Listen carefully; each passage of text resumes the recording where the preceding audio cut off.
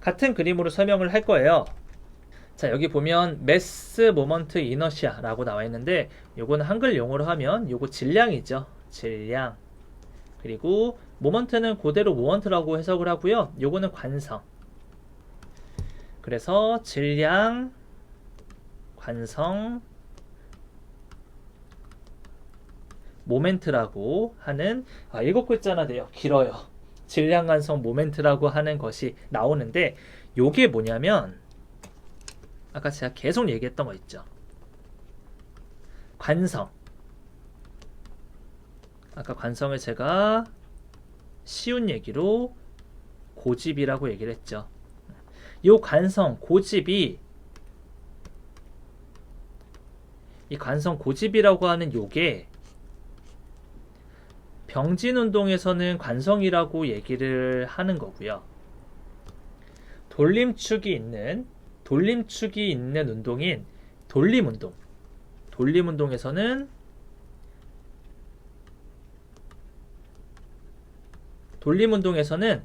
관성을 질량, 관성, 모멘트라는 용어로 바꿔서 치환해서 쓰는 거예요.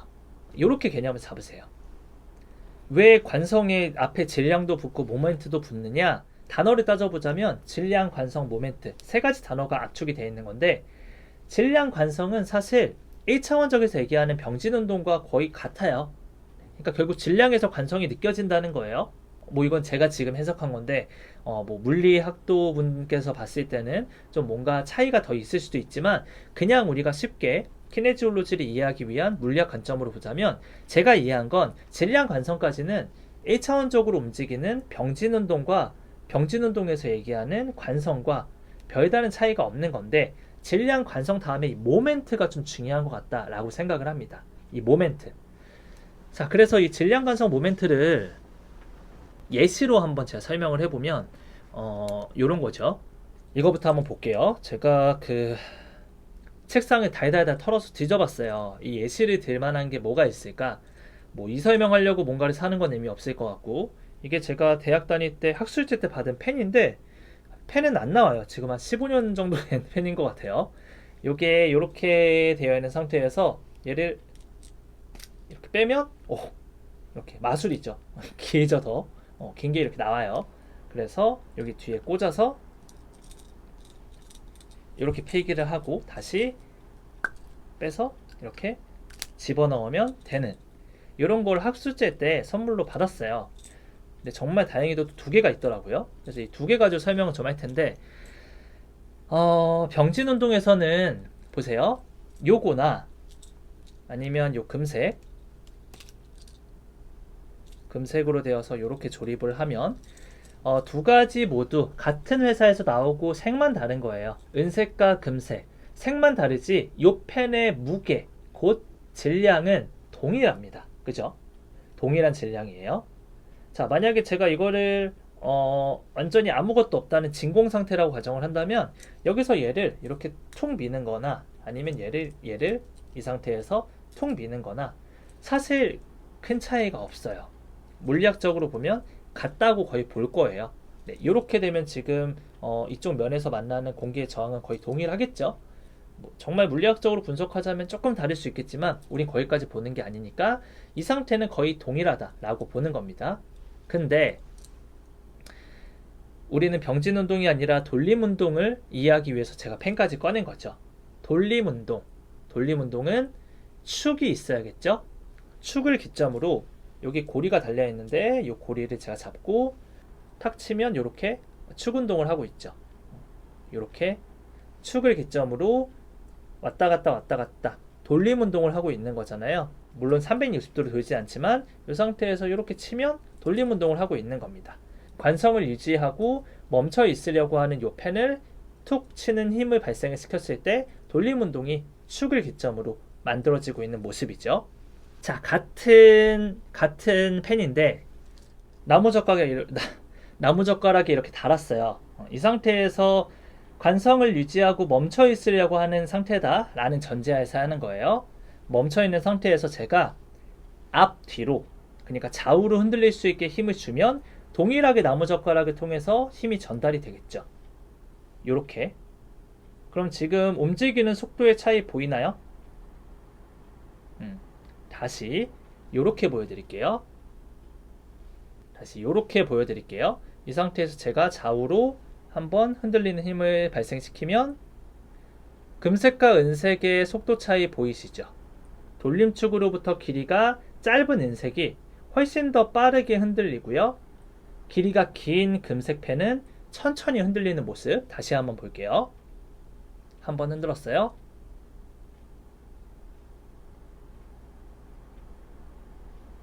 이제 두 개가 같이 흔들리니까 정신이 없다면 한 번씩 돌려서 봐보세요. 금색 몇 번, 은색 몇 번. 분명히 은색이 훨씬 더 많은 왔다 갔다 하는 모습이 보일 겁니다. 혹시라도 이게 의심이 된다 그러면 자 보세요. 금색을 빼서 다시 넣어 보겠습니다. 넣어서 지금 길이 동일한 제품 맞죠? 자, 이 상태에서 흔들기를 한번 해보면 지금 보이시죠? 거의 동일하게 왔다 갔다 거리는 거. 자, 이 상태에서 동일하게 힘을 주게 되면 거의 같이 움직이죠. 그러니까 두 가지의 질량이 같다는 게 여기서 볼 수 있는 겁니다. 자, 여기까지. 자, 정리를 하자면은 이 돌림축을 기점으로 힘을 줬을 때 돌림 운동이 일어날 수가 있죠. 근데 축에서부터의 거리가 짧은 애가 있고 질량은 동일하지만 축에서부터 거리가 한 2배 정도 더 긴 애가 있다면 질량은 동일해도 같은 힘을 줬을 때 진동되는 돌림 운동을 하는 횟수가 다르다. 긴 녀석이 훨씬 덜 흔들린다. 뭐 요 정도 개념만 좀 잡고 있어도 될 것 같아요. 자, 그래서 이거를 왜 보여드렸냐면 이제 얘를 좀 축소를 시켜서 이 질량 간성 모멘트라는 녀석의 공식이 있어요. 공식이 이 질량 간성 모멘트를 I라고 부르거든요. 여기 이너시아의 I를 따서 I라고 부르고요. 우리 책에 보면은 책에 안 나와 있네요. 이거는 제가 따로 정리를 좀 찾아서 가지고 온 건데 I는 M 곱하기 반지름의 제곱이다 라고 하는 공식이 있어요. 이게 질량 간성 모멘트입니다. 질량 간성 모멘트는 M, 그러니까 즉 요거는 질량이죠. 질량. 그리고 얘는 돌림축으로부터의 거리예요. 돌림축으로부터의 거리. 축, 그냥 거리라고만 적을게요. 돌림축 거리.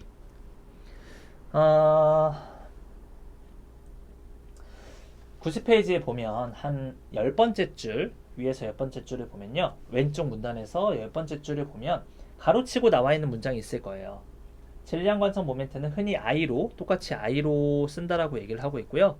I로 작성을 하고 단위는 킬로그램 미터 제곱이라고 한다고 나와 있죠. 요게 단위예요. 단위. 이 단위라는 것은 단위를 봤을 때 이 식이 어떻게 구해지는지 유출할 수 있는 거거든요. 예를 들어서 우리가 속력을 얘기를 할 때 단위가 킬로미터 퍼 아워라고 얘기를 하잖아요. 그래서 킬로미터가 뭡니까? 거리죠. 거리를 퍼라고 하는 것이 나눈다는 개념이거든요. 나눴다. 뭘로? hour, 시간. 그래서 우리가 시속 몇 킬로 이렇게 얘기를 하는 거잖아요. 1시간에 100km를 가면 시속 100km인 거예요. 그죠? 그런 것처럼 여기는 지금 점으로 표시되어 있는 요거 있죠. 요게 곱셈인 의미거든요. 킬로그램 질량 곱하기 m의 제곱. 여기서 m은 거리, 미터를 얘기하는 거겠죠? 미터를 얘기를 하는 거고, 요거는 반지름의 거리, 요 거리의 제곱이다. 이렇게 유출할 수 있겠죠. 이 공식을 지금 우리가 암기하자고 시험 보자고 얘기를 하는 건 아닌데 개념은 알고 있어야 되니까요. 1차원에서의 움직임인 관성의 법칙에 대해서 얘기를 했죠. 뉴턴의 제2법칙은 관성의 법칙, 즉 그냥 그 상태를 유지하려고 한다 라고 하면서 관성이라는 것을 얘기를 했고요. 그 관성은 질량에 비례한다고 했죠. 롯데백화점의 정문과 CU 편의점의 정문은 질량이 훨씬 더 롯데백화점이 크기 때문에 멈춰있는 거 미는 것도 힘들고요. 움직이는 거 멈추려고 잡거나 다시 열려고 할 때 훨씬 더 힘들다라고 얘기했잖아요. 그죠? 내가 이 문을 열기 위해서 주는 힘, 이 힘이 질량이 어느 게 더 크냐에 따라서 내가 더 큰 힘을 발휘해야 된다 라는 것에 대해서 얘기를 한 게 1차원적인 병진운동에서의 얘기이고요. 이제 병진운동 1차원이 아니라 돌림축으로 운동을 하는 돌림운동으로 넘어와서는 관성과 질량이 관계가 있다 라고 얘기했던 개념이 질량, 관성, 모멘트라는 것과 관성과 관련이 있다. 돌림축을 가진 돌림운동에서는 이렇게 얘기를 해야 되는 거예요. 다시 1차원적인 운동인 병진운동에서는 질량이 크면 클수록 관성이 크다. 이렇게 정리할 수 있는 거고요.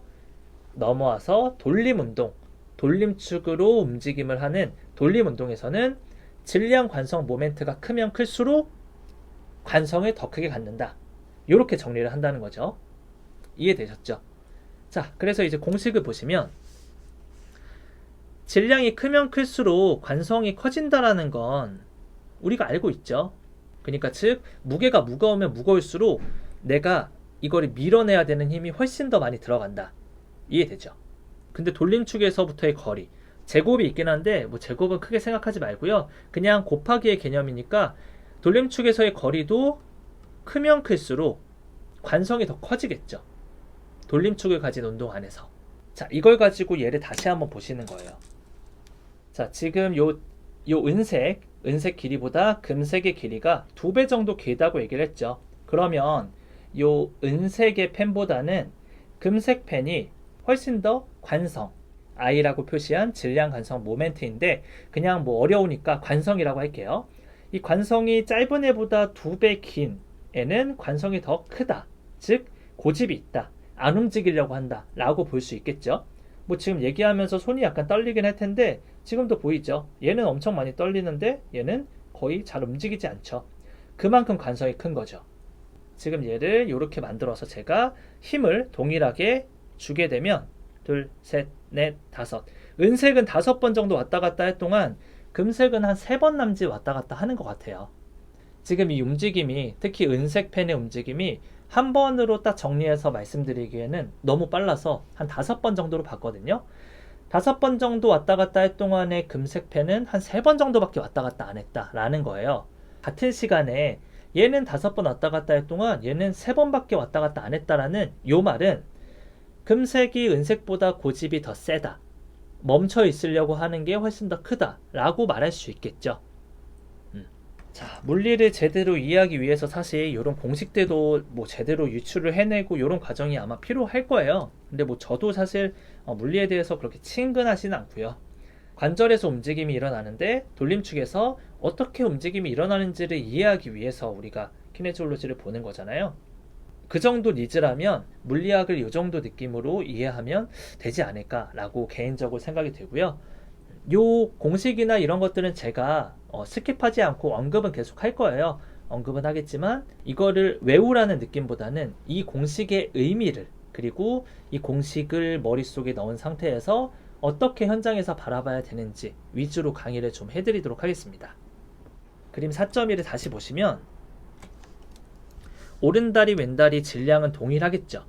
뭐 한쪽 다리가 지금 뭐 우세 다리에 근육이 좀 더 많겠다 뭐 이건 제외하는 거예요. 그냥 양쪽 다리가 동일한 질량을 가지고 있다 가정을 했을 때 요 길이 오른쪽 다리의 길이보다 왼쪽 다리의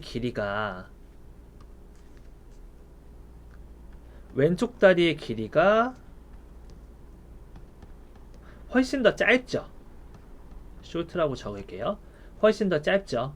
요 길이와 요 길이를 재보시면 요 길이가 지금 조금 더 짧을 거예요. 요 길이가 아마 조금 더 짧을 겁니다. 길이가 짧아졌기 때문에 질량 중심이 조금 더 몸쪽으로 가까이 오게 되는 거죠. 지금 이 다리에서의 돌림축이 어디냐라고 물어본다면 여기 연두색으로 표시된 요거 힙 조인트가 이 운동의 돌림축이 되는 겁니다. 그래서 돌림축으로부터 질량 중심이 조금 더 가까운 것은 전체적인 길이가 짧은 쪽이다 이렇게 정리할 수 있겠고요. 우리 책에서 얘기하는 건 이렇게 무릎을